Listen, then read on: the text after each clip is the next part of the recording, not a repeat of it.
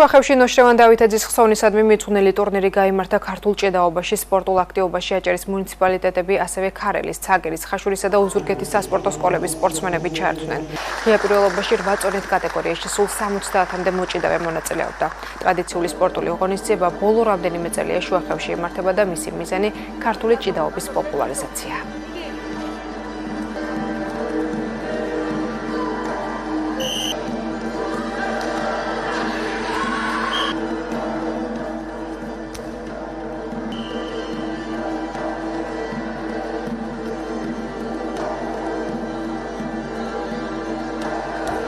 მიჭიდავე 60 კილოგრამის კატეგორიაში ძალიან კარგი მოწინააღმდეგეების შემდგომ გავიმარჯვე და ავიღე პირველი ადგილი. ქართული ჭიდაობა არის ყველა ჭიდაობის დედა.